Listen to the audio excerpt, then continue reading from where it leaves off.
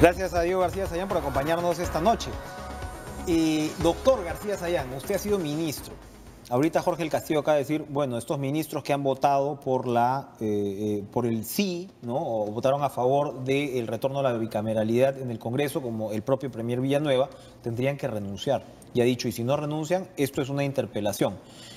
Políticamente, ¿cuál es su interpretación de esta suerte de impasse? Sí, mira, ya parecía resuelto el tema. Yo me pongo en qué hubiera hecho yo, ¿no? No sé cuál podría ser la regla general.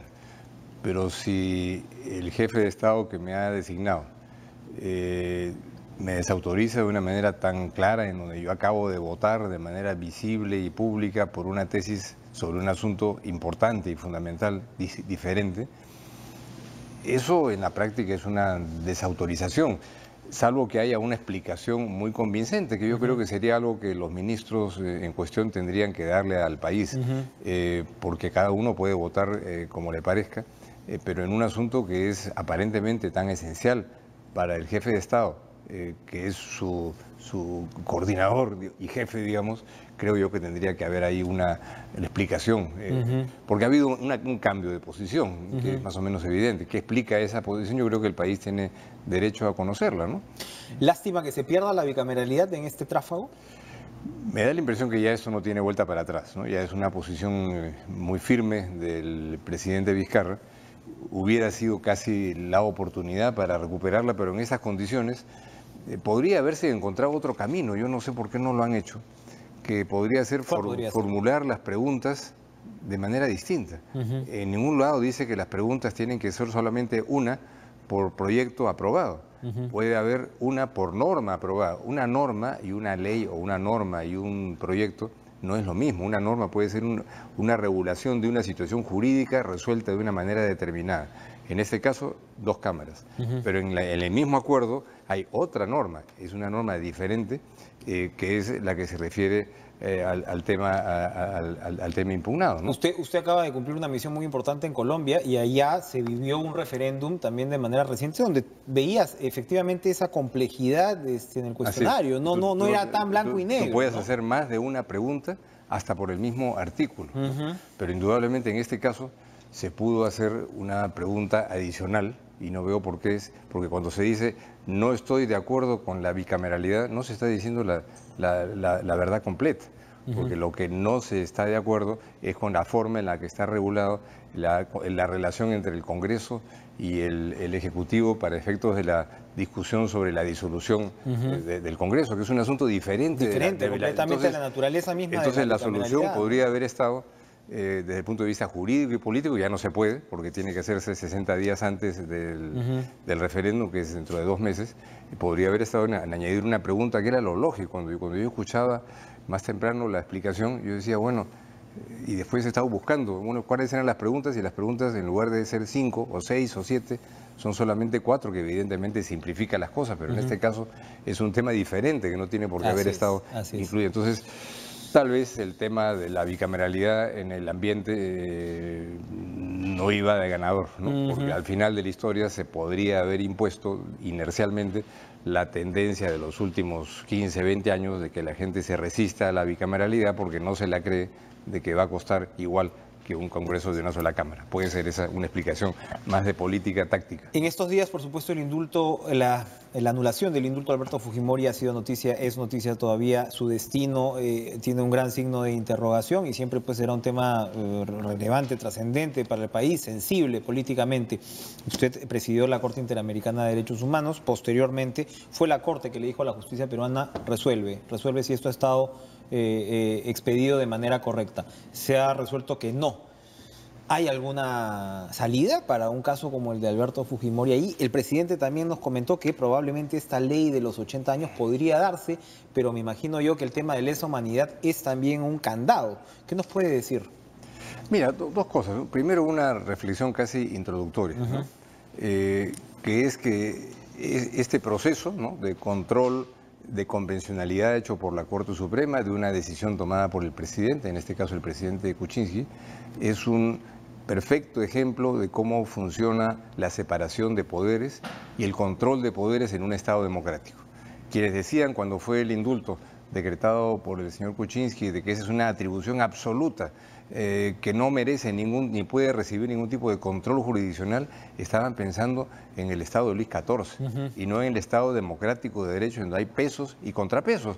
En Estados Unidos, Trump establece en medio de su lógica una disposición gubernamental sobre el tema migratorio y un juez de Hawái se le impugna y eso queda sin efecto y nadie va a discutir que eso viola el Estado de Derecho. Entonces yo creo que este proceso de control de convencionalidad como principio es un tema importante, es decir, hay estándares internacionales que tienen que ser cumplidos y un tribunal puede hacer que eso se cumpla. No es la primera vez que esto ocurra con esta vía de control de convencionalidad así llamado SIS, ¿no? Y en el caso específico de Fujimori habrá que estar a lo que resulte de la apelación que ha presentado su abogado, puede salir en un sentido, puede salir en otro sentido, no tiene por qué necesariamente ratificarse lo que ha hecho el juez supremo. Hay una sala superior dentro de la misma Corte Suprema que va a analizar la forma y el fondo de cómo se tomó esa decisión, habrá que estar a esa decisión, ¿no? Y bueno, eventualmente un habeas corpus que pueda llegar al Tribunal Constitucional.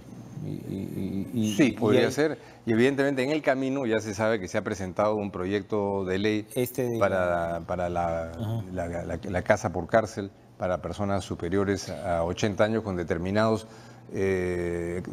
exclusiones de delitos como el terrorismo y otros, tiene que haber ciertamente algunos delitos excluidos, pero que bajo ninguna circunstancia, Enrique, podría aceptarse que una persona que por reparación civil le debe al Estado y a las víctimas centenares o millones de soles pueda beneficiarse de una gratuidad, digamos, conceptual por parte del Estado sin haber abonado la integridad de sus beneficios sociales. Y yo diría, bueno, tratándose de graves violaciones de derechos humanos, si quiere ese beneficio, que le pida perdón a las víctimas de esas violaciones. Exacto. De manera que, por cierto, nadie puede estar contento de que una persona mayor tenga que estar privada de libertad en una cárcel, pero tiene que haber también un Estado de Derecho que establezca, bueno, si hay víctimas, esas víctimas merecen una reparación y la sociedad merece una reparación, y no puede ser que simplemente una persona, en la medida en que, como establece un Estado de Derecho, no hay prisión por deudas, puedan pagar cero de su reparación y no recibir ningún tipo de respuesta. La Corte, por lo demás, sí dictaminó que nada que tenga que ver con lesa humanidad puede ser sujeto a una amnistía. ¿Esta ley podría ser interpretada como una amnistía encubierta? Es una pregunta abierta, ¿no? O sea, no es una amnistía, porque evidentemente la sanción penal se mantiene y se mantendría con toda claridad, además, si se le hace cumplir en un aspecto esencial que no está cumplido, no solo en este caso, sino en un montón de otros casos, que es el de la reparación civil. Si es que esto podría ser eventualmente objetado por el sistema internacional con el argumento de que ante graves violaciones de derechos humanos y crímenes de lesa humanidad no cabrían estos beneficios que interrumpen la normal ejecución de la pena, es una tesis. Pero también puede haber otra tesis, la tesis humanitaria, y decir, una persona que tiene más de 80 o 85 o lo que diga, la norma que se apruebe, es algo que también tiene que ser tomado en cuenta por una instancia internacional. De manera que no creo que ahí haya, Enrique, un asunto terminado que diga esto está necesariamente prohibido, pero tendría que ser muy cuidadosamente fraseado con ejercicio completo de los derechos de las víctimas y de la sociedad, para que no se arranque otra discusión internacional que deje sin efecto a una persona que ya está en su casa cumpliendo la pena, que tengan otra vez que llevársela a un centro de detención. Ese tipo de cosas ocurren cuando las cosas se hacen mal, ¿no? Para terminar, revisando los archivos de Caretas a propósito del caso de Daniel Urresti, que también pues ha sido una semana pues así sísmica, veo que Diego García Sayán es el representante de la Comisión Andina de Juristas, probablemente, que toma el testimonio de Eduardo Rojas,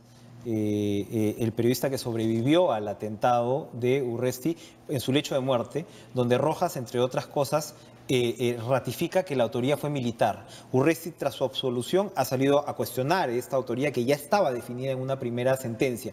Allí, ¿qué cosa está...? Sí. Recuerdo, me has hecho recordar, estuvimos con Enrique Sileri. Exacto. En esas circunstancias. Exacto, hay un tema notarial, ¿no? La doctora Mujica toma incluso la declaración notarial de este testigo que ratificó esto.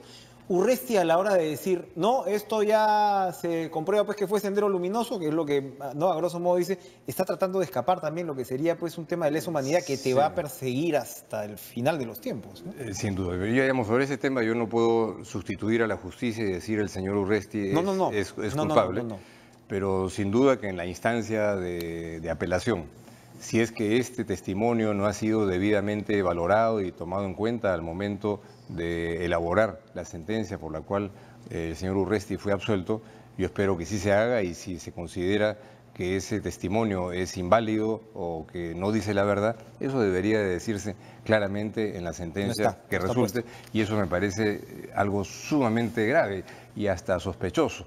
No saco de aquí, insisto, ninguna conclusión que pueda decir yo no soy nadie, soy un simple ciudadano para determinar la culpabilidad y la responsabilidad penal de nadie, pero sí es algo que realmente llama la atención y preocupa. Y te felicito por haber encontrado esa perla que ya tiene bastante tiempo. Después se la pasó. Gracias, Diego García Sayán, un gusto verlo. Después de un tiempo vamos a una pausa, regresamos con lo último de Cara a Cara.